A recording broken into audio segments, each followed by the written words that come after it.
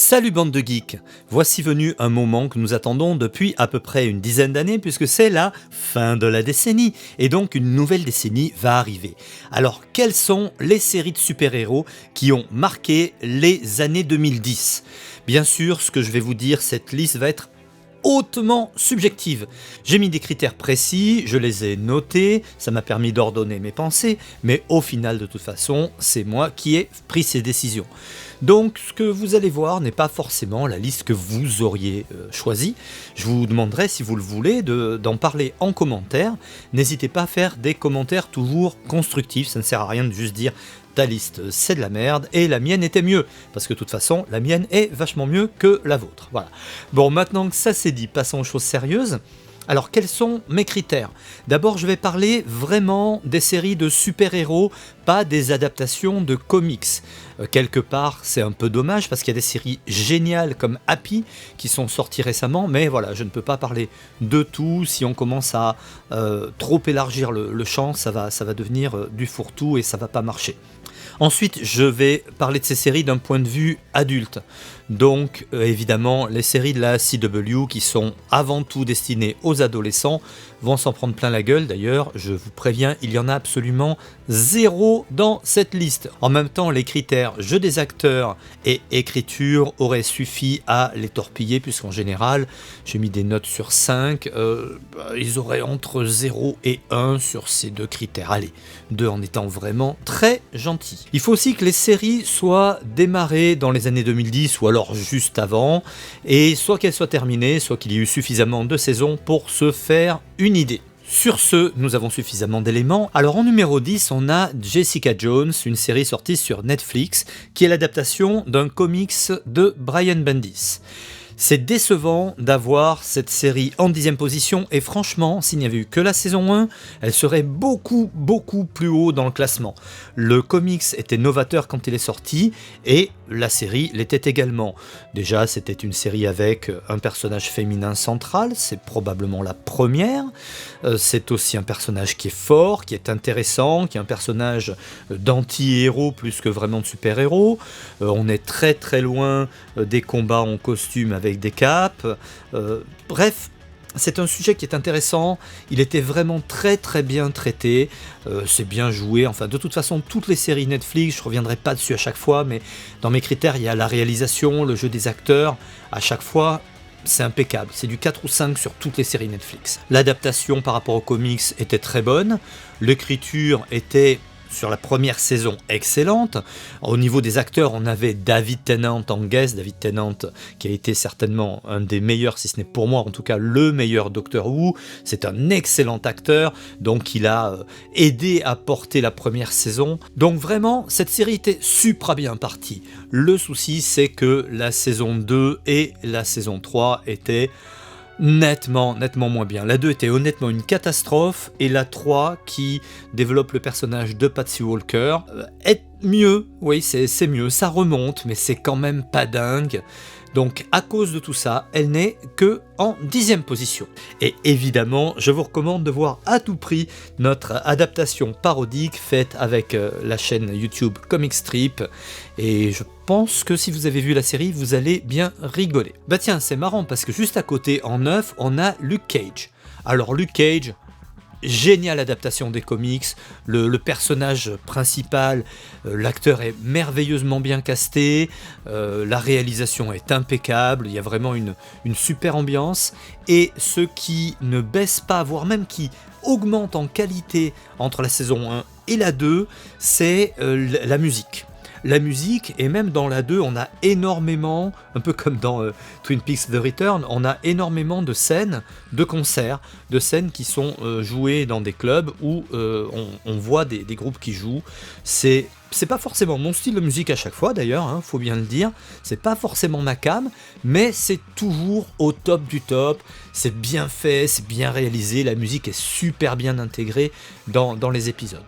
Le problème, c'est que déjà la saison 1 était en 2 parties, c'était en 13 épisodes, ça traînait un peu en longueur, et les 2 parties étaient très inégales parce que le second vilain n'arrivait pas à la hauteur du premier. Et puis la saison 2, oh là là, mais ce personnage de la méchante gangster est insupportable, et y en a que pour elle, et on aimerait juste que Luc lui mette une bonne tarte, qu'elle dégage, et qu'on ait un bon vilain ensuite. Et il y en a des pas mal, il y en a des pas mal au second plan, mais ils prennent jamais vraiment le lead. Donc malheureusement, encore une série qui dégringole en seulement 2 saisons. C'est dommage, mais ses qualités lui valent quand même d'être à la 9e place. En numéro 8, on a Agents of S.H.I.E.L.D. C'est une série qui a failli ne pas être dans cette liste parce que j'ai failli tout simplement ne pas la regarder en entier. Pour tout vous dire, on me l'a recommandé et j'ai regardé les 7 ou 8 premiers épisodes et je me suis fait chier. J'ai trouvé que le traitement des personnages était très très ado, que les personnages n'étaient pas super bien écrits, que les intrigues n'étaient pas spécialement innovantes. Mais on m'a recommandé de m'accrocher, je ne regrette pas de l'avoir fait. Alors elle a énormément de hauts et de bas, hein, mais la fin de la première saison commence à devenir intéressante, et ce qu'il y a de vraiment génial, c'est sur la 2, quand on a le crossover avec le film Winter Soldier, et là on prend vraiment tous les avantages du Marvel Cinematic Universe, puisque la série enrichit les films enrichissent la série. On a donc quelque chose de très intéressant, on suit cette équipe autour de Phil Coulson pendant 7 saisons, il y a des moments vraiment, il y a des trouvailles super, surtout sur les dernières saisons. Il y a aussi des moments particulièrement chiants, et il y a aussi sur la 5e saison principalement des problèmes de budget, de très très gros problèmes de budget. On sent qu'ils voulaient faire des bons trucs et qu'ils n'avaient pas les moyens. C'est pour ça que cette série n'est que à la 8e place, mais j'ai vraiment vécu des moments géniaux en suivant l'équipe de Coulson. J'en garderai d'excellents souvenirs et je vous recommande vraiment de vous accrocher et de la regarder en entier. À la 7e place, on revient, comme par hasard, chez Netflix, avec Le Punisher.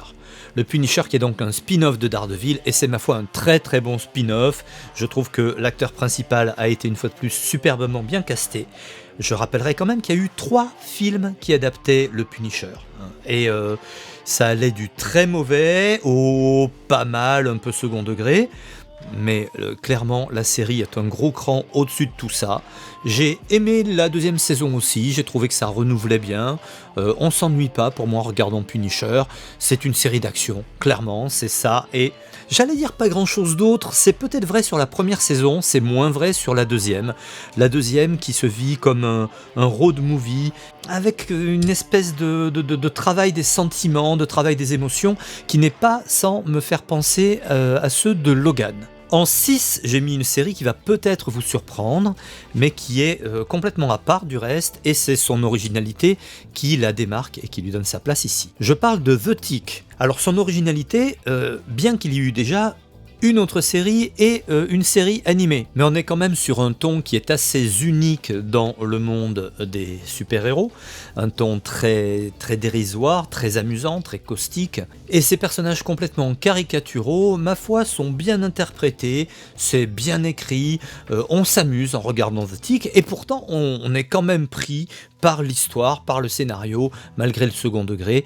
C'est bien fait, je trouve qu'il mérite amplement sa 6e place. À la 5e place, j'ai nommé The Boys. Alors, je suis un petit peu embêté qu'il soit aussi haut, parce que The Boys est une adaptation très très libre, et on pourrait dire pas très bonne des comics.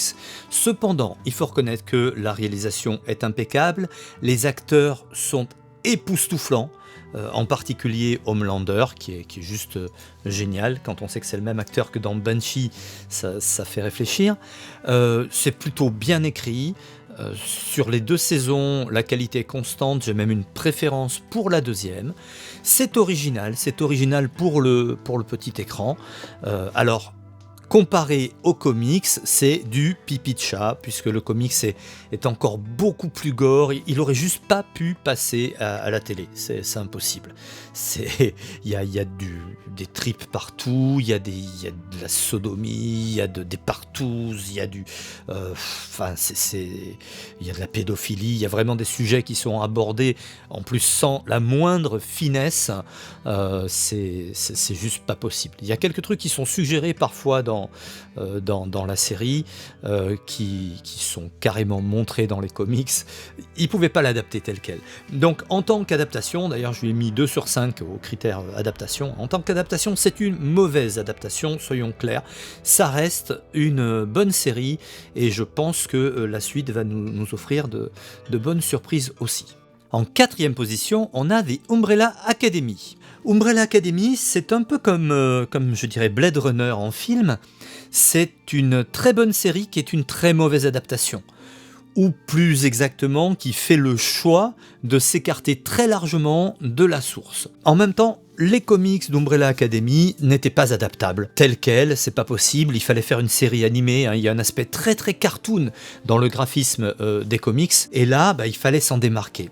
C'est le choix qui a été fait, et il y a aussi un traitement différent des personnages, un traitement souvent beaucoup plus approfondi. Il y a des personnages qui sont plus attachants dans la série que ce qui sont dans le comics. Donc tout ça mérite de lui donner une bonne note. Et puis il y a ma foi un traitement pas trop mauvais, surtout dans la saison 2, du sujet le plus casse-gueule de tous les temps, à savoir les paradoxes temporels. Ces casse-gueules, ils s'en sortent quand même pas mal du tout. Les 2 saisons sorties pour l'instant sont très bien. Si ça continue comme ça, on aura vraiment une excellente série. Avant d'entamer ce top 3, je voudrais vous parler de 2 séries que vous ne verrez pas dans cette liste pour des raisons totalement différentes. La première est Watchmen. Pourquoi est-ce que je ne l'ai pas mise là-dedans ? Parce que j'ai détesté cette série. Ça n'est pas une adaptation stricte de la série comique, c'est une continuation, mais même en tant que telle, je trouve que ça viole littéralement l'esprit de la série d'Alan Moore. Bien entendu, ça a été fait sans son consentement, comme tous les comics qui ont suivi. Je trouve qu'on est sur un sujet complètement à côté de la plaque, qui n'est pas inintéressant en soi, mais qui aurait dû être traité complètement à part, sans mettre l'étiquette Watchmen. Chaque fois qu'il y a une allusion au Watchmen, elle est complètement déplacée, les personnages qu'on revoit sont à mon avis maltraités, sont une trahison totale par rapport aux comics d'origine. Vraiment, il aurait mieux valu faire une série sur cette dystopie et sur ce traitement très original du racisme, mais sans y mettre Watchmen, sans y mettre tout cet habillage. Et puis même, sans parler de ça, dès les premiers épisodes, j'ai été très déçu. Je trouve qu'il y a des scènes qui sont pas cohérentes, c'est pas spécialement bien filmé. Malgré tous les efforts, malgré la musique extraordinaire de Trent Reznor, non, désolé, pour moi Watchmen n'a pas sa place ici. La deuxième série dont je voulais vous parler aurait pu être très proche du top. En fait, en la notant, je la mettais en 4e position. Le problème, c'est que Swamp Thing n'a eu qu'une saison, et une saison écourtée à 10 épisodes au lieu de 13. Est-ce que c'est parce qu'elle était mauvaise ? Non. Est-ce que c'est parce qu'elle n'a pas plu au public ? Certainement pas, puisqu'elle a été cancelled après la diffusion du premier épisode, avant même d'avoir des retours sur les ratings. Swamp Thing est une adaptation extrêmement fidèle des comics, ou plus exactement du reboot des comics par, encore une fois, le génial Alan Moore. Ça m'embête qu'il n'y ait rien d'Alan Moore dans ce top 10, mais justement il est probablement trop génial pour pouvoir être adapté et que la série perdure. Swamp Thing est plutôt très bien joué, les moyens n'ont pas l'air d'être énormes, mais il y a une ambiance extraordinaire et surtout unique dans les séries de super-héros. C'est une vraie série d'horreur gothique de super-héros. Rien que pour ça, elle méritait d'être citée. Et vraiment, cette unique saison est un petit joyau, je vous la recommande absolument. Elle se conclut relativement bien, hein. On peut se dire, bon, c'est une série qui aurait pu être faite pour être conclue en une saison. On voit bien que ça aurait dû aller dans d'autres directions, ça aurait dû continuer. Mais c'est pas grave, c'est bien. Regardez-la. Attention, on attaque le top 3, tadadam, et on l'attaque avec encore une série Netflix. Ce sera la dernière, hein. Alors vous doutez que ce n'est pas Iron Fist, même si j'ai quand même pas mal aimé la première saison d'Iron Fist et carrément beaucoup plus la 2. En plus, elle s'ouvrait à la fin vers une suite qui aurait été à mon avis exceptionnelle. Mais non, là bien entendu, en numéro 3, je vais vous parler de Daredevil. Alors déjà, le casting est juste génial. Charlie Cox dans le rôle titre est parfait, il n'y a rien à redire. Mais celui qui tient vraiment la série, et surtout bien sûr la saison 1 et la saison 3, c'est Vincent D'Onofrio, alias Grosse Baleine dans Full Metal Jacket, et qui bien sûr là interprète The Kingpin. On l'a connu sous le nom de Caïd dans les vieux comics, dans les vieux Strange qu'on lisait il y a très longtemps. The Kingpin est absolument extraordinaire, il crève l'écran. De toute façon, tous les acteurs sont absolument au top. L'AREA est impeccable. Il y a un truc qui m'a frappé dès le début dans la série Daredevil, c'est qu'on ne prend pas le spectateur pour un con. Et ça, venant d'une série américaine, ça fait vraiment plaisir. Quand on compare au film Daredevil par exemple, là les super sens, on ne fait pas des milliards de plans pour nous expliquer ce qui se passe dans la tête de Matt Murdock, c'est un peu à nous de le comprendre, on nous met à sa place, on nous fait ressentir ce qu'il ressent. Et j'ai trouvé ce traitement intelligent. Moi, je trouve en tant que spectateur que c'est bon d'être pris pour un spectateur adulte quand je regarde une série et pas pour un crétin à qui il faut tout expliquer. Les scénarios sont vraiment très bien. Les faiblesses qu'on peut voir sur cette série sont sur la deuxième saison. Et je pense qu'elles sont principalement dues au casting, pour le coup pas terrible, du personnage d'Electra, et peut-être que son écriture laisse un peu à désirer aussi. Ça, je pense que c'est parce qu'ils sont inspirés pour l'écriture d'Electra d'un reboot qui avait été dessiné par John Romita Jr. et qu'il a présenté un peu plus, c'est même pas méchante, un peu plus superficielle, moins intéressante je trouve. Ils sont trop basés sur cette adaptation et du coup le personnage n'est pas convaincant, c'est complètement raté. Heureusement pour le coup la seconde saison est porté par l'arrivée du Punisher, dont on a déjà parlé et qui est vraiment très bon. Bref, Daredevil, c'est la seule série d'ailleurs dans ce top 3 qui est une véritable adaptation stricte d'une série de super-héros classique, mais c'est une très bonne adaptation et elle est novatrice au moment où elle arrive déjà, pour ce traitement adulte, au moment où elle arrive à l'écran, c'est la seule série comme ça. Quasiment tout ce qu'on avait à l'époque, c'était les séries de la CW, donc c'est dire si ça a tranché. Et pourtant, je vous parle pas d'il y a très longtemps, c'est une série qui est sortie en 2015, mais voilà, en 5 ans, il s'en est passé des choses dans le domaine des séries de super-héros. Donc, si vous n'avez pas déjà vu les 3 saisons de Daredevil, vous y allez maintenant, tout de suite. Alors, en deuxième position, je vous avouerai que j'étais le premier surpris en voyant la note totale qui classait. J'étais sûr que Daredevil serait en deuxième, mais non, j'ai mieux à vous proposer. Là carrément c'est une question aussi d'affinité personnelle, mais aussi des qualités intrinsèques de la série. J'ai nommé, attention, Doom Patrol. Et oui, Doom Patrol en deuxième position, une série que la plupart d'entre vous n'ont probablement même pas encore vue, et je pense aussi que la plupart d'entre vous n'ont jamais lu les comics, des comics qui ont été propulsés, parce que c'est pas le créateur, mais c'est Grant Morrison qui a propulsé cette série à un niveau juste extraordinaire, et que ce soit les comics ou que ce soit la série, c'est complètement barré. Alors il y a des gens que ça repoussera, moi j'adore ça. J'adore quand ça part en vrille, quand on se retourne le cerveau dans tous les sens, et quand juste la créativité est complètement relâchée. On sent que les créateurs, les auteurs, ils sont allés à bride rabattue, et ils se sont fait plaisir. Et moi, quand un scénariste de série se fait plaisir, je le sens et ça me fait plaisir aussi. Doom Patrol, c'est des anti-héros complets, c'est des losers, c'est des monstres. Et franchement, on s'éclate à les suivre. Les dialogues sont à mourir de rire, les personnages sont attachants, c'est vraiment super bien écrit, c'est au top de l'originalité, il n'y a rien à dire. Et quelque part, je suis content qu'il y ait une série encore plus originale, encore plus folle, parce que ça aurait quand même fait bizarre un ovni comme Doom Patrol en numéro 1, mais il y a Légion. Légion, c'est une série qui est écrite par un pur génie, qui est Noah Hawley. Noah Hawley, vous le connaissez probablement pour la série Fargo, qui déjà était pas mal du tout, était très original, et on attend de lui, une annonce récente de la chaîne Disney+, nous apprend qu'il va gérer la série Alien à venir. Alors, une série Alien, moi là-bas ça m'excite pas du tout, et j'ai peur du pire. Dans ses mains, je m'attends à quelque chose d'extraordinaire. Pour vous donner une idée, Légion est au top de mes séries de super-héros de la décennie. C'est donc au top de mes séries de super-héros tout court. Et elle s'est imposée en 3e place de mes séries préférées de tous les temps. Sachant que les places 1 et 2 ou 1 ex aequo sont occupées par l'ensemble de Twin Peaks et la série classique Le Prisonnier. Donc c'est vous dire à quel point cette série m'a marqué, à quel point je l'ai trouvée génialissime.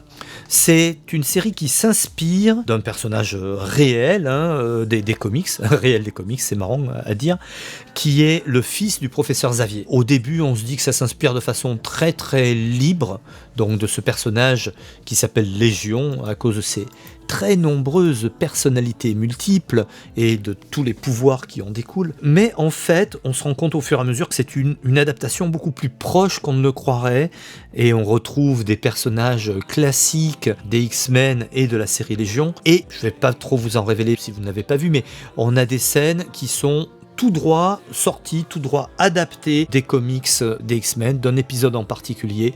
On a la meilleure représentation, les meilleures représentations de duels psychiques façon comics que j'ai jamais vu. La musique est essentielle pour Noah Hawley, à tel point que certains passages sont ni plus ni moins que des clips autour de chansons comme des extraits de Dark Side of the Moon de Pink Floyd, ou un morceau des Who, ou encore une chanson d'un groupe beaucoup plus récent, à savoir Superorganism. Donc on a une espèce de symphonie. C'est complètement barré et en même temps incroyablement bien structuré. Combien de séries peuvent se vanter d'avoir une chorégraphie sur du Gainsbourg dans un asile? C'est une série que vous allez voir, revoir avec plaisir en découvrant, en redécouvrant des choses.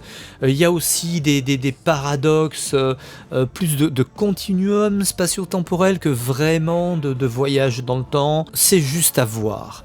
Et pour moi, on a là une œuvre complète, une série, une fois de plus, qui mise sur l'intelligence du spectateur, qui lui fait confiance pour se faire une idée sur le message qui est donné, pour interpréter certains passages, pour comprendre ce qu'il y a à comprendre, bref, pour en retirer la substantifique moelle. Et sur la fin, vous le verrez, les fans sont partagés sur la fin, elle est particulière, mais je trouve justement que ça contribue à son originalité. Voilà, c'est une série de super-héros avec des gentils, des méchants. Comment est-ce qu'on finit ça? Eh bien, Noah Hawley a trouvé une façon originale de conclure, qui sort des sentiers battus, qui n'est pas autant hors sujet, hors personnage que ce qu'on pourrait penser. Et ma foi, je trouve ça bien. Voilà, il s'est pas contenté de faire ce que tout le monde fait. D'un bout à l'autre, cette série innove. Et je vous le dis, on a là une des 4 ou 5 séries les plus originales de la décennie, et une des séries qui vont être copiées dans les 10 et 20 ans à venir. Une des séries dont les plus grands réalisateurs vont s'inspirer pour faire les leurs, pour nous époustoufler, pour nous surprendre et pour créer des petites pépites. Marquez ces paroles, je vous garantis, ça va forcément être le cas. Voilà, j'espère que ce top vous a plu. Je suis sûr que vous ne serez pas d'accord avec tout et c'est très bien. N'hésitez pas à faire vos commentaires et puis on en reparle très bientôt. On se reverra pour des articles écrits sur le blog Geek Addict et aussi pour d'autres vidéos. Il y en a une autre dans le panier très très vite. À bientôt les geeks et passez un bon début de nouvelle décennie.